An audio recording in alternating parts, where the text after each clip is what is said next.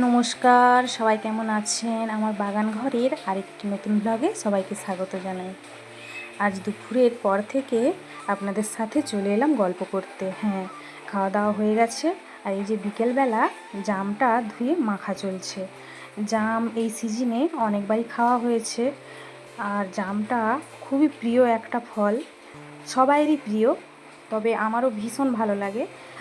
আর এইবার যে জামটা কিনে এনেছে, জামগুলো একদম গাছ পাকা জাম। কি হয় বলুন তো, একটু লালচে লালচে ধরনের, যেটা একটু কাঁচা কাঁচা থাকে, ওইগুলো খেতে একটু কষা লাগে। কিন্তু এইবারের এই জামটা একদম কালো কালো আর বেশ বড় বড়, একদম গাছ পাকা। তাই জামটা খুব ভালোভাবে শঙ্খ মাখাচ্ছিল। হ্যাঁ, আজ ও বলল জামটা মা আমি মাখা বানাবো। তাই জামটাকে প্রথমে ভালো করে ধুয়ে নিয়েছে, তারপর নুন আর কাঁচা লঙ্কা মাখছে। আর তার সাথে বলল মা এতে একটু লঙ্কার গুঁড়োও দাও, ভালো করে ঝাল ঝাল করে মাখাবো। কারণ জামটা খেয়ে দেখেছি, জামটা ভীষণ মিষ্টি, আর একটু ঝাল ঝাল হলে একটু টেস্ট হবে ভালো। তাই সমস্তটা দিয়ে ও মাখাচ্ছিল।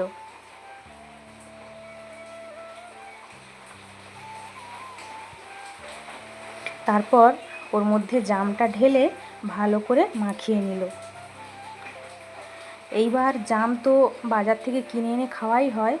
আর বোনের বাড়ি থেকেও ওর বাবা গেছিল, আমার ছোটো বোনের বাড়িতে জামের একটা গাছ আছে, ওখান থেকেও জাম নিয়ে এসেছিলো। ওদেরও অনেক জাম পাঠিয়েছিল, প্রায় 1-1.5 কেজির মতো। ওই জামগুলোও খেয়েছি, প্রচুর জাম খেয়েছি। তো এই জামটা, আজকে যে জামটা মাখা বানাচ্ছি, এটা কিন্তু সবার থেকে সেরা। কারণ এই জামটা ভীষণ বড় বড়, গোল গোল, আর একদম পাকা। এত পাকা যে হাতে করে টিপলেই ওই জাম থেকে জামের বীজগুলো বেরিয়ে আসছে। তো আমি নিয়ে নিচ্ছি একটা কলা পাতার ঠোঙা বানিয়ে, ও আমাকে দিয়ে দিল।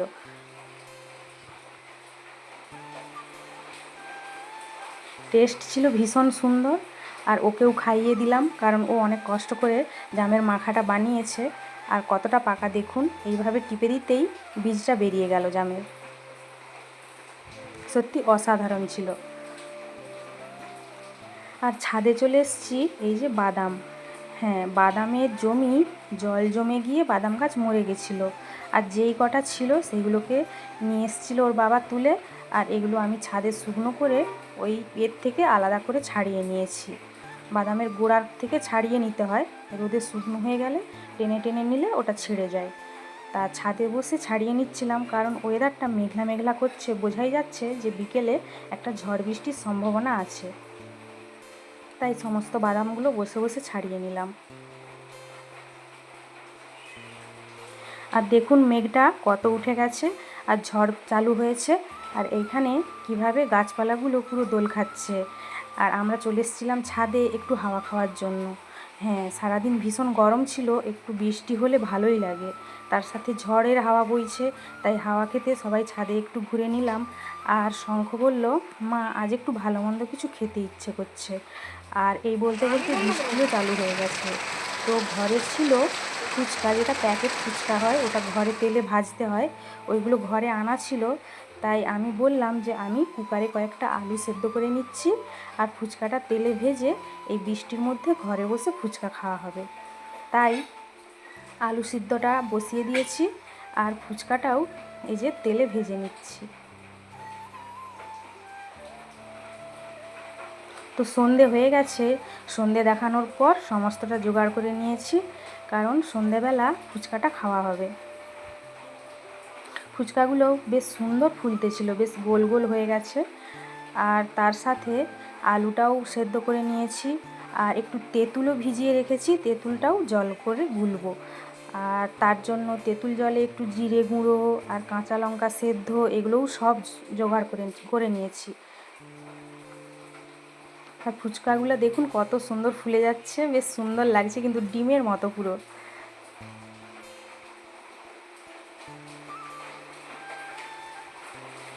হ্যাঁ, আলুর সাথে অবশ্যই কাঁচা ছোলা না দিলে খাওয়াটা অসম্পূর্ণ। আর এইভাবে আলু ভাতেটা মেখে নিয়েছি। ফুচকাটাও ঢেকে রেখেছিলাম, কারণ হাওয়া লাগলে নরম হয়ে যাবে। আর জলটাও করে নিয়েছি। এইবার সবাই মিলে খাচ্ছি, ও বানিয়ে বানিয়ে সবাইকে দিল, আর আমরা খেলাম।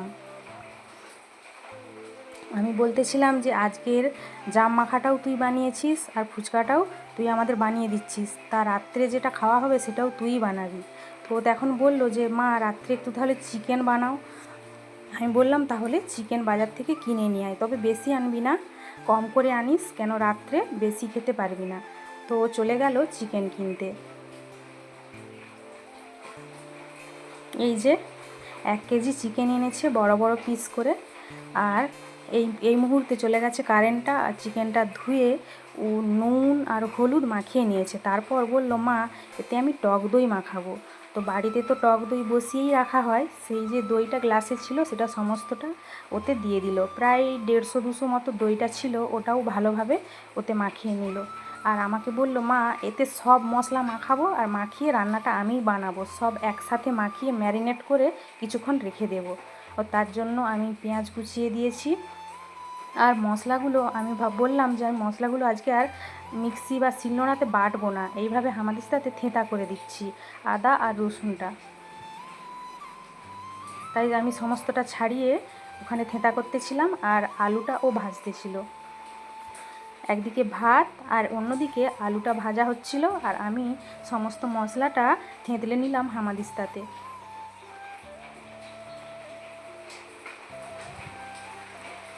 তারপর মাংসের মধ্যে যা যা দেওয়ার দরকার, লঙ্কার গুঁড়ো আর আদা রসুন বাটা, আর তার সাথে কাঁচা লঙ্কাও কয়েকটাও দিয়েছিল, সেটাও থেঁতা করে নিয়েছি, সমস্তটা দিয়ে দিলাম। তারপর ও বলল দাও আমি মাখাবো ভালোভাবে। তা আমি আজ কোনো কিছুই বিশেষ কিছু করছি না, ওই সব কিছু করছে।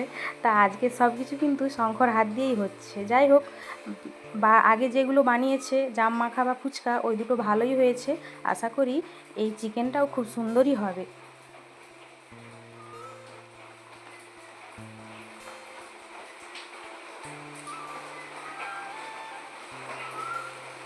সমস্তটা দিয়ে ও ভীষণ সুন্দরভাবে মাখাচ্ছিল। আর মেখে ওটা কিছুক্ষণ রাখারও দরকার আছে, কারণ মাংসটা যেহেতু কষা হবে না মশলাগুলো, তাই মাখিয়ে রাখলে ওতেই কিছু অনেকটা স্বাদ চলে আসে।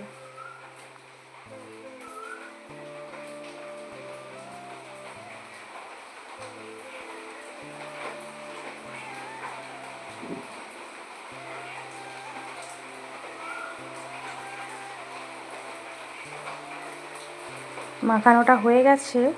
তারপর ওর মনে পড়লো যে মা জিরে গুঁড়ো আর ধনে গুঁড়ো দাও, ওটাও মাখাবো। তারপর আমি ধনে গুঁড়ো আর জিরে গুঁড়োটাও দিয়ে দিলাম। তারপর ওটাও ও ভালোভাবে মাখিয়ে নিল।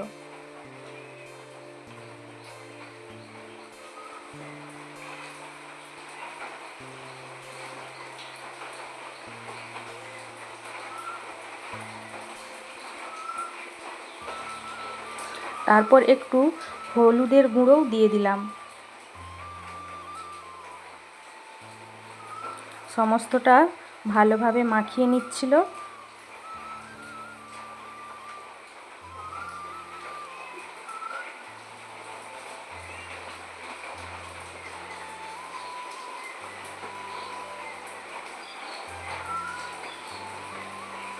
এবার বললাম এবার ঢেকে রেখে দিই কিছুক্ষণ, তারপর রান্নাটা চাপাবো।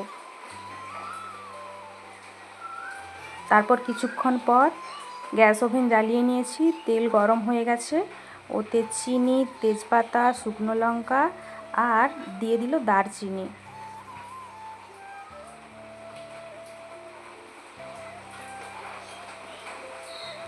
আর বেশ কিছু পেঁয়াজ কোচানো ও রেখে দিয়েছিল, যেটা মাখানো নয়, সেটাও দিয়ে দিল তেলের মধ্যে ভাজার জন্য।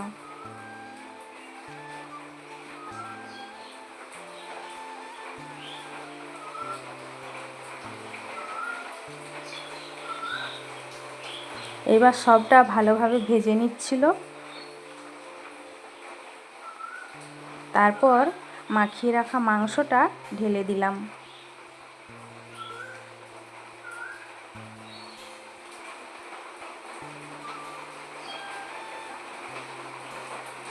তারপর সমস্তটা একসাথে ভালোভাবে নেড়ে চেড়ে সুন্দরভাবে নাড়তে হবে, কারণ এতে তো আলাদা করে মশলাটা কষানো হচ্ছে না, ওর সাথেই একসাথে মশলাটা কষানো হবে।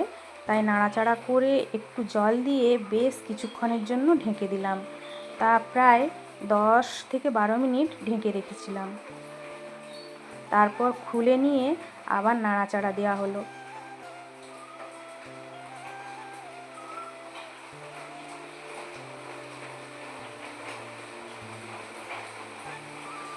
কিছুটা জল বেরিয়ে গেছে।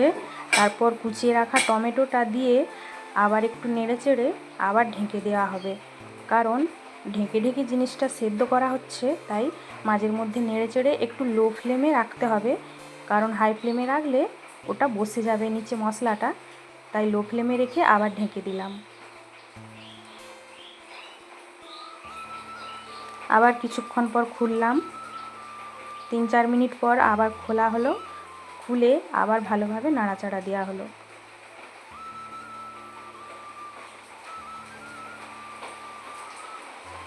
এবার দেখছি জলটা কিছুটা মরে এসেছে। এই জলটা যতক্ষণ না শুকনো হয় আর যতক্ষণ না তেল ছেড়ে আসে ততক্ষণ বুঝবো যে কষানো হয়নি। তাই কষানো পর্যন্ত এইভাবেই ঢাকবো আর খুলে খুলে নাড়াচাড়া করব। ও এতক্ষণ নাড়াচাড়া দিতেছিল, এইবার আমি বললাম আমাকে দে, কারণ তোর হাতের যন্ত্রণা শুরু হয়ে যাবে। এইবার আমি নেড়ে চেড়ে দিচ্ছি, কারণ ও তো অভ্যস্ত নয়। রান্নাটা যেহেতু আমরা বাড়িতে করি, ওরা শখে সাধে 1-8 দিন খুন্তিটা ধরে, তাই ওদেরকে বেশিক্ষণ নাড়তে চাড়তে দিলে ওদের আবার অসুবিধে হবে। তাই আমি নিয়ে নিলাম, তারপর বাকি রান্নাটা আমি করলাম। তো দেখুন এবারে কিন্তু অনেকটাই জল শুকনো হয়ে এসেছে আর ভালো একটা সেন্টও বেরোচ্ছে, ঠিক কষা কষার মতো। আবার একবার ঢেকে দিলাম, যতক্ষণ না তেলটা ছাড়ে ততক্ষণ বুঝবো যে কষানো হয়নি।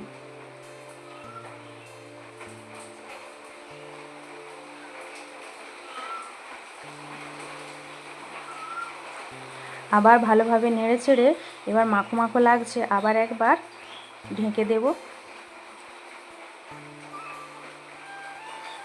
এইবার কিন্তু অনেকটা কষার মতো হয়ে এসছে, তেলটাও ছেড়ে গেছে আর ভালো সুন্দর একটা সেন্ট বেরোচ্ছে, ঠিক কষানোর মতোই। মাংস আর সমস্ত মশলা সব কিছু কিন্তু বেশ সুন্দর কষানো হয়ে গেছে, পুরো মাংসর থেকে তেল আলাদা হয়ে গেছে।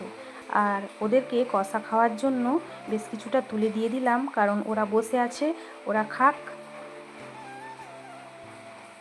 এইবার ভেজে রাখা আলুগুলো দিয়ে দিলাম এতে।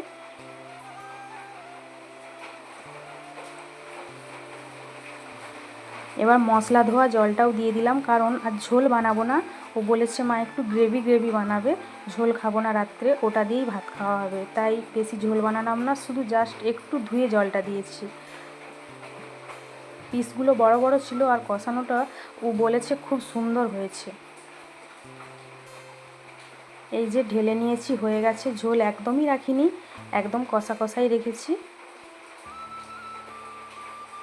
সত্যি মাংসটা ভীষণ ভালো রান্না হয়েছে। আজ এখানেই শেষ করছি। সবাই ভালো থাকবেন, সুস্থ থাকবেন।